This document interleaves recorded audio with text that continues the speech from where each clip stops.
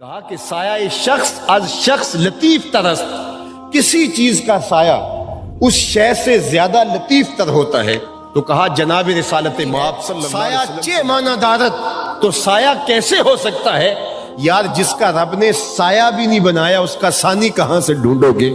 جس کا سایہ بھی نہیں بنایا اس کے خاکے کیسے تراشے جا سکتے ہیں؟ یہ تمہارے خبث باطن کا اظہار ہے، یہ تمہاری خواستوں کا، تمہاری جبلتوں کا اظہار ہے۔ یہ تم اپنے لیے جو ہے وہ اپنے لیے گڑے کھود رہے ہو، تم اپنے آپ کے لیے جہنم خرید رہے ہو۔ جہنم کے کتے تو تم پہلے ہی ہو، لیکن تم یہ اپنے لیے اور زیادہ جو ہے وہ ظلمتوں اور اندھیروں کے راستے تلاش کر رہے ہو۔ باقی رہی بات میرے اور آپ کے آقا و مولا کی عظمتوں اور رفتوں اور حضور کی شانوں کی کہانی، یار تم جو بولتے رہو، میرے محبوب کے سر پہ آج بھی اور کل بھی ورفعنا لک ذکرک کا سایہ موجود ہے، اور کائنات کا ایک ایک گوشہ اور ایک ایک کونا حضور کے ذکر کی مہک سے منور ہے۔ اتنا تذکرہ آپ نے کبھی کسی کا نہیں ہوتا دیکھا ہوگا جتنا میرے حضور کا ہوتا ہے۔ آج دنیا کے اوپر کوئی مجھے بتاؤ نا جس کا یوں نام ہو۔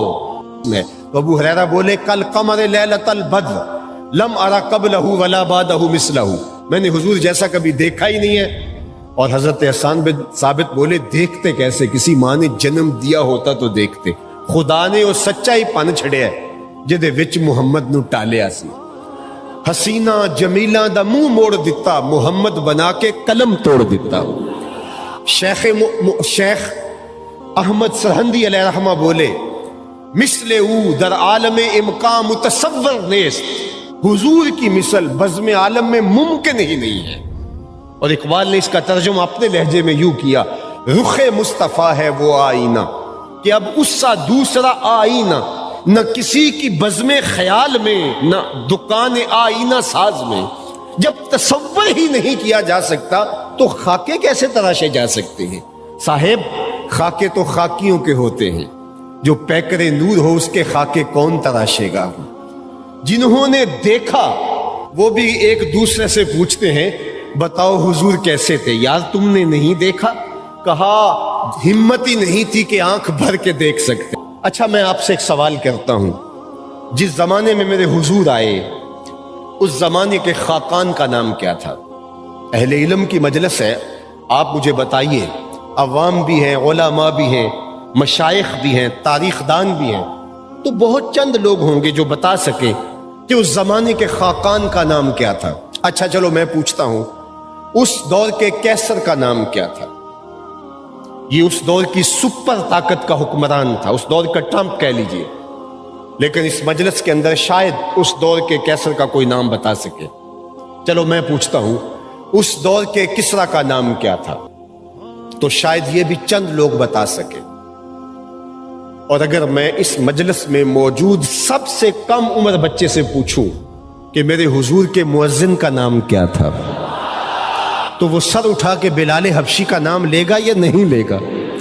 یار اس دور کے کیسر کا نام تو کسی کو یاد نہیں ہے، اس دور کے کسرا کا نام تو کسی کو یاد نہیں ہے، اس دور کے خاقان کا نام تو کسی کو یاد نہیں ہے، لیکن میرے محبوب کا نام تو محبوب کا نام رہا۔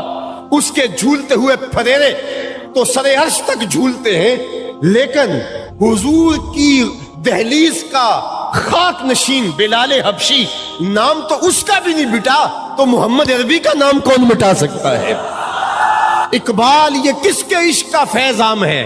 اقبال یہ کس کے عشق کا فیض عام ہے؟ رومی فنا ہوا حبشی کو دوام ہے، رومی شہنشاہ کا نام مٹ گیا اور میرے محبوب کا نام کل بھی باقی تھا، میرے محبوب کا نام آج بھی، محبوب کے غلاموں کے نام بھی باقی ہیں۔ تو جب غلاموں کی یہ شان ہے تو آقا کی شان کا عالم کیا ہوگا؟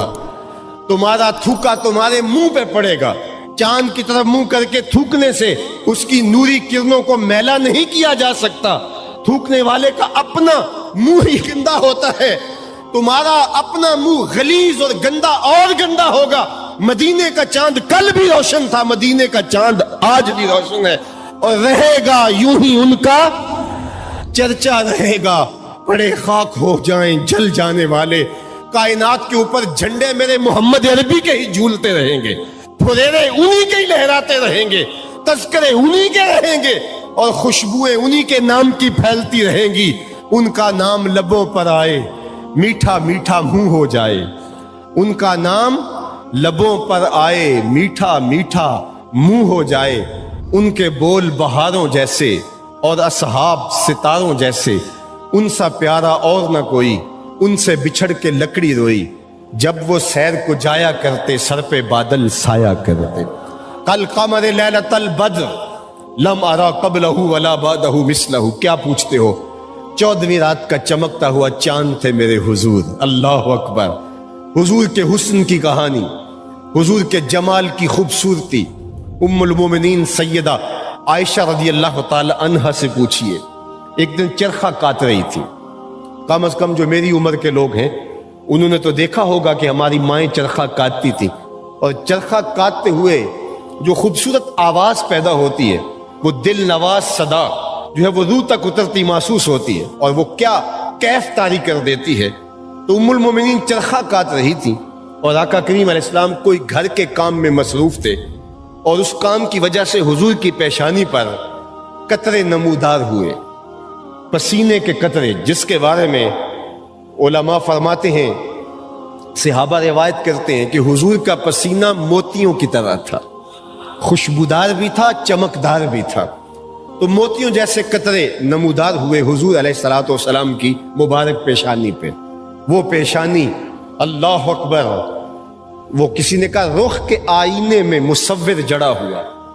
अगर आपका ज़ौक़ हो तो रुख के आईने में मुसव्विर जड़ा हुआ, माथे की हर लकीर पे कुरान लिखा हुआ। कैसी तलते ज़ेबा, कैसी खूबसूरत पेशानी। और आका करीम अलैहिस्सलातु वस्सलाम के मुबारक अबरू खमीदा थे, और दो अबरुओं के दरमियान ऐसे मेहराब बनती थी, और आका करीम जब इमामा बांधते तो हुजूर की खमीदा जुल्फें झुक करके हुजूर की पेशानी पर जब आ जाती तो इस तलआते ज़ेबा पर स्याह जुल्फों का जो रंग और जमाल होता, आपके इमाम कितनी खूबसूरती के साथ उसका हुस्न बयान कर रहे हैं। आपकी तवज्जो हो तो ये शेर आपके कल्ब को ठंडक और तस्कीन भी पहुंचाएगा। और आप देखें शायरी क्या होती है, शायरी का और सुखनवरी का कमाल और जमाल क्या होता है। तो हुजूर अलैहिस्सलातु वस्सलाम के दो अबरू और उनके दरमियान हुजूर की मुबारक जुल्फ का लटका हुआ बाल, और वो भी थोड़ा सा खम लिए हुए। तो खमे जुल्फे नबी साजिद है मेहराब अबरू में। खुदाया तू ही वाली है स्याकाराने उम्मत का। खुदाया तू ही वाली है स्याकाराने उम्मत का। वो तलाते ज़ेबा हुजूर काम कर रहे थे, पेशानी पर कतरे नमूदार हुए। उम्मुल मोमिनीन चरखा काटती हैं और उनकी नजर पड़ गई।